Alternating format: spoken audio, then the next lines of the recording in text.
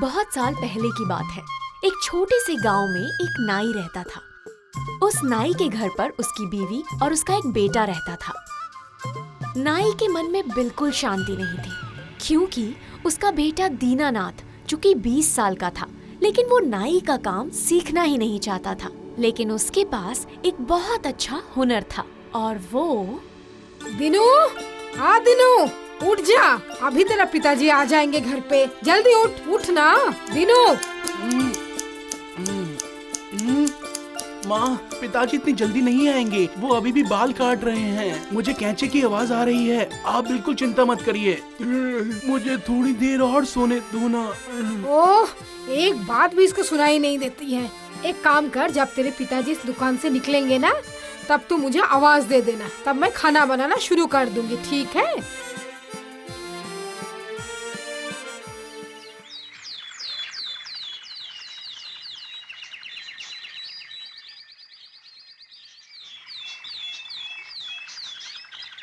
माँ, पिताजी आ रहे हैं, खाना तैयार रखो। ठीक है।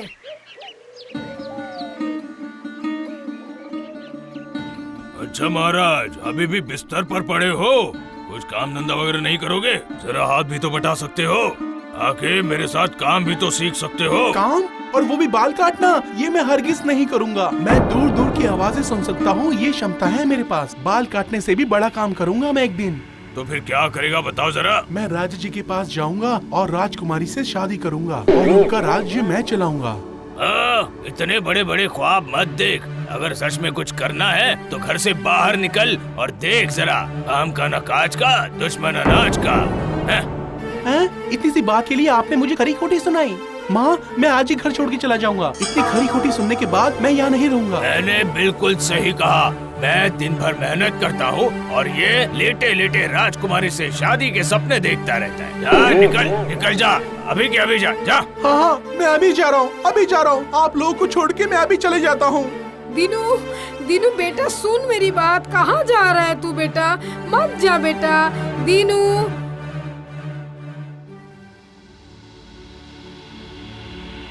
बात कुछ भी नहीं थी और मुझे इतनी खरी खोटी सुना दी उन्होंने। मैं अब घर कभी नहीं जाऊंगा, उनके बुलाने पर भी नहीं जाऊंगा और मैं अपना सपना खुद पूरा करूंगा।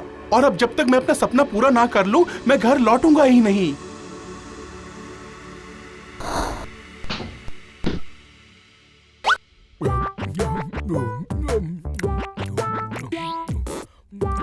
ओ भाई, सारे आम तुम खा लोगे तो बाकी लोग क्या खाएंगे? इतना सारा आम खाना बंद करो, इतने मत खाओ। तुम कौन हो? मेरा नाम कानू है। मैं जितना भी खाऊं मेरा पेट भरता ही नहीं है, इसलिए मैं खाते रहता हूँ। ये तुम क्या बोल रहे हो? हाँ तो आज तक मेरा पेट कभी भरा ही नहीं, इसलिए मेरे पिताजी ने मुझे घर से निकाल दिया है। उन्होंने कहा कि तेरा हाथी जैसा पेट भरना मेरे बस की बात नहीं है। अगर तुम इतना खाते रहोगे तो कोई भी पेड़ में एक भी फल नहीं बचेगा। फिर बाकी लोग क्या खाएंगे बताओ जरा? उससे अच्छा है कि तुम मेरे साथ राजमहल चलो। राजमहल? हाँ, राजमहल। राजमहल पहुँचेंगे ना तो वहाँ पर खाने पीने की कोई भी कमी नहीं रहेगी। चलो चलो चलो, अब मेरे साथ चलो। हाँ ठीक है, चलो चलो राजमहल चलते हैं। हाँ, तुम्हारे जैसा ही मेरे पास भी एक खूबी है। चलो चलते चलते तुम्हें बताता हूँ।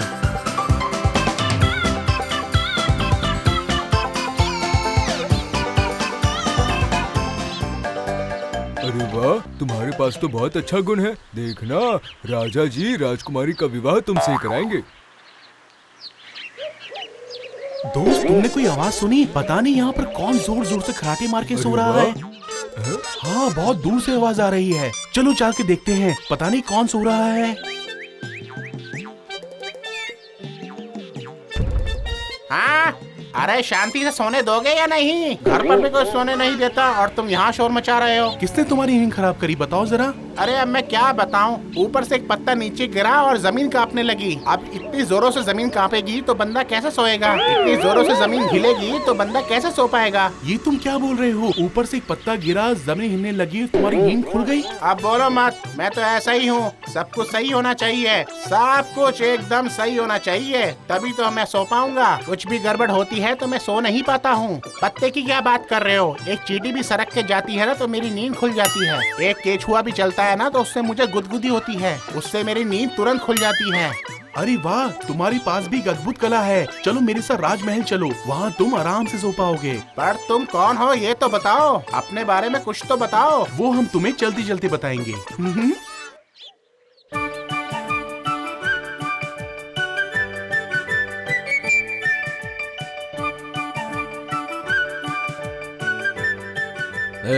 तुम लोग कौन हो? अब क्यों आए हो मुझसे मिलने? हम आपकी राज्य की प्रजा है राजा जी। ठीक है, क्या चाहिए तुम्हें? राजा जी, ये कानू और भानु को राजमहल में खाने और सोने की जगह दे दीजिए। और मैं हूँ दीनानाथ, मैं आपकी बेटी मधुबाला जी से शादी करना चाहता हूँ। हाँ।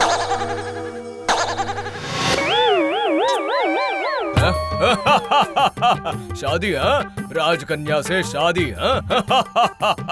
बहुत बढ़िया, तुम्हारी हिम्मत की दाद देनी पड़ेगी। हाँ, ये बात सही है कि मेरी बेटी की शादी की उम्र हो चुकी है, पर मैं उसकी शादी तुम्हारे साथ नहीं करवा सकता। ऐसे कैसे संभव है? राह चलते आदमी के साथ शादी करा दूं? मैं उसके लिए काबिल इंसान ढूंढ रहा हूँ। हाँ, मैं भी तो एक काबिल इंसान हूँ। अगर आप मेरी काबिलियत देखेंगे तो आपको बहुत आश्चर्य होगा। हम तीनों के पास अलग अलग विशेष गुण हैं। हाँ राजा जी, मैं कानू हूँ। मुझे खाना बहुत पसंद है। आप कितना भी खिलाइए, मेरा पेट भरता ही नहीं। और मैं हूँ भानु, मुझे सोना बहुत पसंद है, इसलिए मुझे सोने के बाद हर चीज सही चाहिए। आप मुझे कितना भी अच्छा बिस्तर दे दीजिए, अगर उसमें कुछ गलती हुई तो मुझे तुरंत समझ में आ जाएगा और मैं सो भी नहीं पाऊंगा। और मैं बहुत दूर की ध्वनि सुन सकता हूँ। अगर आपकी इच्छा हो तो हम तीनों अपनी अपनी कला दिखा सकते हैं। ठीक है, तुम दिखाओ तुम्हारा हुनर। अगर हमें जो भी दिखाए पसंद ना आए तो हम तुम्हारी गर्दन उड़ा देंगे। ठीक है, समझ गए ना? हाँ ठीक है, अगर हम तीनों ने अपनी अपनी कला आपको दिखा दी तो आप कानू को जिंदगी भर खिलाएंगे और भानु को जिंदगी भर सोने देंगे और अपनी राजकुमारी से मेरी शादी तुरंत कर देंगे। बताइए बताइए, आपको शर्त मंजूर है? मंजूर है ना? मंजूर है, मंजूर है। सुनो, तुरंत खाने का प्रबंध करो। हम देख रहे हैं कि कानू बैठकर खाना खा रहा था और राजा जी, दीनू और उसके दोस्त उसे खड़े रहकर देख रहे थे। और कानू ने आंख झपकते ही सारा खाना खत्म कर दिया और राजा जी तो हैरान रह गए। वो ताली बजाकर फिर से खाना लाने के लिए कहते हैं और कानू फिर से सारा खाना खत्म कर देता है। इसी तरह बार बार खाना आता रहता है और कानू उसे खत्म कर देता है। और इस तरह ऐसा वक्त आया कि राजा जी का रसोई घर पूरा खाली हो गया। राजा जी फिर से ताली बजाते हैं। तब रसोइया आकर कहता है, और खाने के लिए कुछ नहीं बचा है राजा जी, सब खाना खत्म हो गया है, सब कुछ। देख लिया राजा जी, अब कानू का हो गया, भानु की बारी है। तू जा और 7 गद्दियों से एक बिस्तर बना दे। जा, जल्दी जा। हमारे सेवकों ने बहुत अच्छे से साफ करके बिस्तर बनाया है। मैंने खुद सोकर देखा है, इसमें कोई खोट नहीं है। अब मैं तुम्हारा हुनर देखना चाहता हूँ। चलो बिस्तर पर सो जाओ।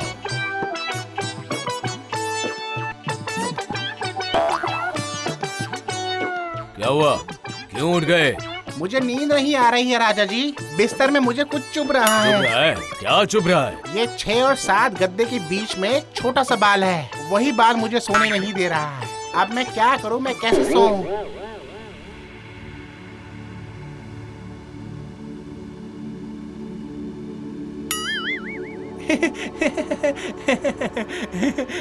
देखा राजा जी भानु का कमाल, अब मेरी बारी है। इन तीनों में सच में हुनर है, इनका और हुनर नहीं देखूंगा मैं। इस लड़के के साथ में मेरी इकलौती बेटी की शादी नहीं कराऊंगा मैं। ना ना ना ना ना ना, ये संभव है ही नहीं। नहीं नहीं नहीं नहीं नहीं, तुम्हें और हुनर दिखाने की कोई जरूरत नहीं है। तुम अब घर जा सकते हो।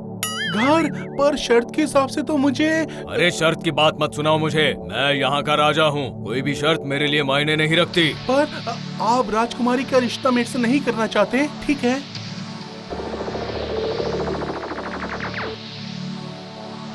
हाँ सुन लीजिए, मैंने अभी सुना कि घोड़े के अस्तबल में मंत्री और सेनापति आपको मारने का तरकीब सोच रहे हैं। मैंने अभी सुना है। ये क्या बकवास कर रहे हो तुम? मैं सही कह रहा हूँ राजा जी, मानिए मेरी बात। ये देखो, वो वही बात कर रहे हैं, आपको मारने की ही बात कर रहे हैं। जैसे ही आप अपने कमरे में सोएंगे, वो आज रात को ही वो आपको मारेंगे। सेनापति और मंत्री दोनों मिलकर आपको मारेंगे। क्या बात कर रहे हो? किंतु? कोई किंतु नहीं राजा जी, आज रात को आपके साथ हमें रहने दीजिए। मेरे दिमाग में एक तरकीब आई है कि कैसे मैं आपको बचा सकता हूँ। देर रात हो जाती है। राजा के शयन कक्ष के बाहर मंत्री और सेनापति आकर खड़े हो जाते हैं। वो धीरे से राजा के शयन कक्ष का दरवाजा खोलते हैं और देखते हैं कि बिस्तर पर एक चादर के नीचे कोई सोया हुआ है। वो दोनों बिस्तर के पास पहुंचते हैं और मंत्री सेनापति को इशारा करता है और सेनापति जोर जोर से उसे तलवारों के वार से मारने लगता है और मंत्री तब कहता है, आज से मैं इस राज्य का राजा हूँ। हाँ। और मैं मंत्री हूँ मंत्री। छोड़ो छोड़ो छोड़ो मुझे, क्यों मुझे पकड़ा है? छोड़ो, मैं आज से नया राजा हूँ। राजा जी, आपने हमें बेवकूफ बनाया। छोड़ दीजिए महाराज, गलती हो गई हमसे। हमारे साथ दगाबाजी। जाओ, इन्हें काल कोठरी में बंद कर दो। इनकी व्यवस्था मैं बाद में करता हूँ। ले जाओ इन्हें। दीनानाथ, मैंने तुम्हें गलत समझा था। तुम न होते तो आज मैं जान से हाथ धो बैठता और इस राज्य का सर्वनाश हो जाता। तुम ही मेरे योग्य दामाद हो और राज सिंहासन के योग्य उत्तराधिकारी। मैं आज ही मेरी बेटी के साथ तुम्हारी शादी करवा दूंगा। और इसी वक्त से दीनानाथ का सपना पूरा हो जाता है। पूरे राज्य में खुशियां फैल जाती हैं। सारे नगर के लोग खुशियां मनाते हैं। आतिशबाजियां होती हैं, ढोल नगाड़े और शहनाइयां बजती हैं। हम देखते हैं कि कानू खाना खा रहा है, भानु सो रहा है और दीनू का विवाह संपन्न होता है राजकुमारी के साथ।